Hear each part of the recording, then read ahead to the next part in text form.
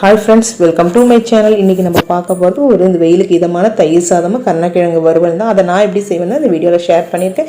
Skip பண்ணாம பாருங்க friends. அது கருணக்கிழங்கு நம்ம அப்படியே கட் பண்ணி வச்சிக்கிட்டு ஒரு pan வச்சிட்டு கொஞ்சமா நம்ம எடுக்கிற காய்கறி தகுந்த மாதிரி தண்ணியை வச்சு அதுல நம்ம அரிஞ்சு வச்ச கருணக்கிழங்க போடுங்க.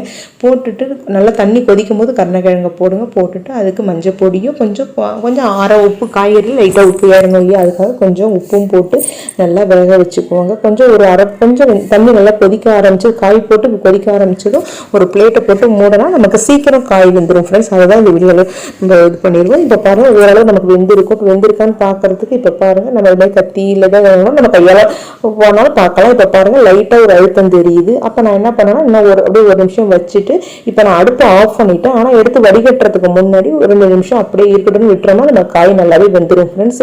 இப்போ எடுத்து நம்ம வடிகட்டியாச்சு. நல்லா வடிகட்டின பிறகு அதே பேன்லேயே நான் இப்போ காரத்துக்கு குழம்பு மிளகாய் தூள் 2 ஸ்பூன் கொஞ்சம் உப்பு போட்டுக்கோங்க. ஏன்னா உப்பு எதையும் கொஞ்சம் போட்டுக்கோங்க. இப்போ கொஞ்சம் வாசனைக்கு பெருஞ்சீரகத்தூள் போட்டுட்டு நம்ம கருணக்கிழங்கு எடுத்து வச்சிருந்தோம் இல்லையா அதையும் அதில் இப்போ வந்து நம்ம மிளகாத்தூள் உப்பு பெருஞ்சீரகத்தை மிக்ஸ் பண்ணிட்டோம். இப்போ நம்ம எடுத்து வச்சிருந்த கருணக்கிழங்கையும் போட்டுட்டு அப்படியே மிக்ஸ் பண்ணுங்க. உங்களுக்கு ரொம்ப வெந்திருந்துச்சு உடையிற மாதிரி இருந்ததுன்னா நீங்கள் கையால் மிக்ஸ் பண்ணாமல் நம்ம எனக்கு குளுக்கலாம். இல்லை உடையாது அப்படின்னா நீங்கள் கையாலே மிக்ஸ் பண்ணுங்க. எல்லாம் நம்ம போட்டால் மசாலா எல்லாமே எல்லா கருணக்கிழங்கையும் வட்டுற மாதிரி பார்த்துக்கோங்க. நான் இன்னைக்கு தோசைகளில் தான் வறுக்க போகிறேன் இரும்புகளில்.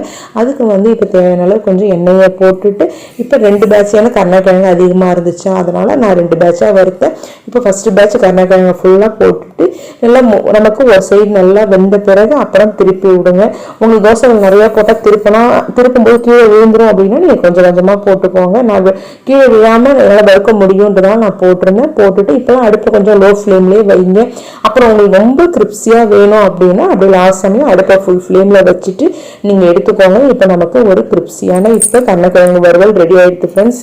இப்போ வந்து இன்னொரு பேட்சை நான் போட்டாச்சு. அதுக்குள்ளே தயிர் சாதத்தை வடித்து நான் வச்சுட்டேன். இப்போ ஒரு பேன் வச்சுட்டு 1 ஸ்பூன் எண்ணெய் போடுங்க, கடுகு போடுங்க.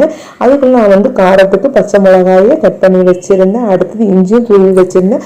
அதையும் போட்டு நல்லா வதக்குங்க. அது நல்லா வதங்கின பிறகு ஒரு கேரட்டை சீவி வச்சிருந்தேன். அதையும் போட்டு நல்லா வதக்குங்க ஃப்ரெண்ட்ஸ்.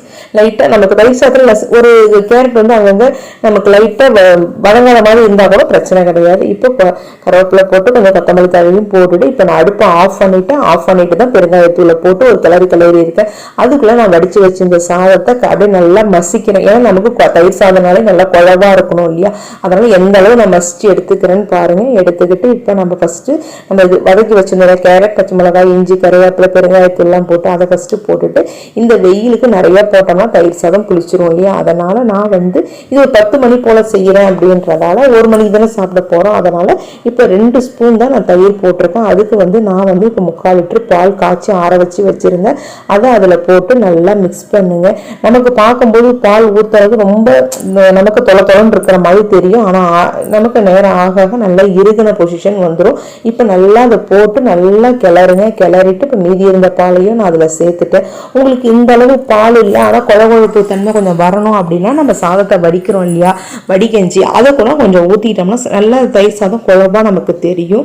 இப்போ பாருங்க நமக்கு நல்லா கிளறி நான் பதமாக வச்சுட்டேன். இப்போ எல்லாத்துக்கும் மெயினாக உப்பு போடணும் இல்லையா இப்போ கடைசியாக தான் நான் உப்பு போடுறேன். போட்டு இப்போ திரும்பி ஃபுல்லாக ஒரு கிளறும் போது நமக்கு தயிர் சாதம் இன்னுமே குழவாகும். அதனால தான் நான் லாஸ்ட்டில் உப்பு போடுறேன். போட்டு இப்போ பாருங்க பதமாக ரெடி பண்ணியாச்சு. கருணக்கிழங்கு எடுத்து வச்சாச்சு. இப்போ அதுக்கு சைட் டிஷ் நம்ம சைட் டிஷ்ஷாக கருணக்கிழங்கு இருக்குது. இப்போ தயிர் சாதமும் எடுத்து வச்சுட்டு மாதுளம்பழம் இருந்தா அதையும் மேலே போட்டு சாப்பிடும் போது ரொம்ப டேஸ்டாக இருந்தது ஃப்ரெண்ட்ஸ். யாருக்கெல்லாம் இந்த தயிர் சாதத்தில் மாதுளம்பழம் போட்டு சாப்பிட்டா பிடிக்கும் மறக்காம கமெண்ட் பண்ணுங்க. என்னோட வீடியோ பிடிச்சிருந்தா லைக் பண்ணுங்க, ஷேர் பண்ணுங்க, சப்ஸ்கிரைப் பண்ணுங்க.